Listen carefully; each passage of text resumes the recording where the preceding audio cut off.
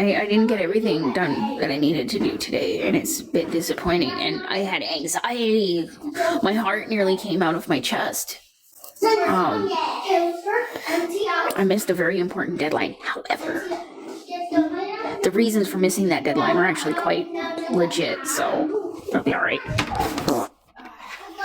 Merry Christmas. I gotta get a commissioner of oaths to sign off on some stuff. And then I'll be ready to file it. Shh. What happened? It's pretty nice, yeah. I agree. It stinks. And having my fiber, yes. And lots of water, because I learned also that if you have too much fiber and you don't drink enough water, it has the opposite effect. I learned that in one of my plop videos. I have to file by tomorrow. I have to file it. There's no way, right? It'll be like Mark 28 after receiving the documents.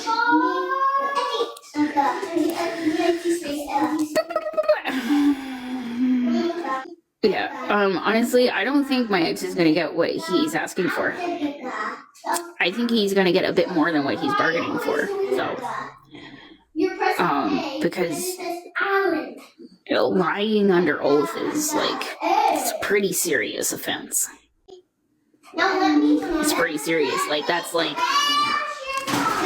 you could go to prison for doing something like that, right? Oh my god. Enough. Enough. Enough. Shut the computer off. It is 9:30. It's time for bed. That's what time it is. It's time for bed. It's time for you both to shut that damn thing off and go to bed. No running, no yelling. You be quiet and you be respectful. That's what time it is. I don't think he's gonna get what he's asking for. It's a really, really dramatic thing, right? Like, somebody, like, to revoke day-to-day care from a parent, like, they have to do something pretty fucking serious. And he's trying to make it sound like it's really serious, but he's fucking straight up lying about shit. Like, he said in his claim, quite literally, that I lived my entire life in Edmonton. He's like, she lived her entire life here. Like, no. No, I fucking didn't. Don't you fucking lie. Speak for yourself. I'm a little more worldly than you, son. I've traveled. I've lived in other parts. He's pulling shit out of his ass. And just slinging it across the room like a fucking chimpanzee. And he's like trying to, like, he shows like a picture of the grandparents bonding with the baby, and oh, look how perfect this family is. Look at how beautifully they bond with my child. As if that's a reason to revoke day-to-day care from a parent. Because what, you can force a smile better in a photograph? I don't think so, Tim. He's saying that I exploit my children on the internet. And he's not very specific as to what type of exploitation is occurring. And he's saying it's to make money off of them. Which, you know, I'm surprised he says that, because he has no access to my banking info. So how does he know that I'm making money off of it? And the last I checked, TikTok doesn't allow people to monetize off of children. So yeah, I don't do that. That's a weird accusation, because you gotta be able to prove that. Right? You gotta be able to demonstrate how you were able to, like, obtain that information. So how did you obtain that information, and how do you know that that information you obtained is accurate? You have to be able to demonstrate that. You can't just blah, blah, blah, blah, blah, and call it evidence. Alright, and then he also said that I extorted money out of him using the child as leverage. So I was using our child to get money out of him. Like, it's kind of your responsibility to provide for the child, right? And if you want to have sole responsibility, day-to-day care of that. You have to be able to demonstrate that you're capable of doing that, right?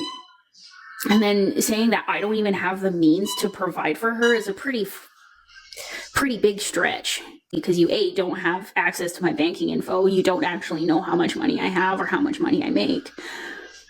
And I quite literally have a letter from a government worker saying that, yeah, I've been to her place. I redacted my address out of the letter to keep it confidential. But yeah, there was a government worker that was here in my home. And so I have a letter confirming that, yeah, we do have a place to live. So this claim that I can't even take care of her and we have nowhere to live, is complete and utter fucking bullshit. Yeah, well, he jumps to a lot of assumptions. Like, he assumed that the plan to come out here was just, like, made on a whim. That I just decided on a whim that I was gonna come out here. Like, no, buddy, I was thinking about this a month in advance. I just didn't talk to you about it because I knew that you would do whatever you could to prevent me from leaving. And I understood that it was in the best interest of the children for you not to impede on my ability to leave. Could you imagine, like, if I told him, if I consulted with him, he prevented me from leaving, and then what, I ended up missing? Or worse? The last one tried to unalive me, and the landlord that I terminated my rental agreement with had indicated in his emails that that's who he was in contact with. That's pretty fucking serious, if you ask me. That is high fucking risk shit, right? And when you have a high risk situation like that, and you can't even talk to the people around you about it because they don't even fucking take you seriously about it, that's a horrible fucking place to be.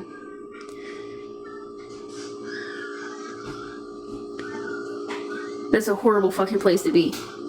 It's like, I know what's going on and I can't even talk about it because I get blamed for the horrible things that happen to me. I get told that I'm overreacting over things.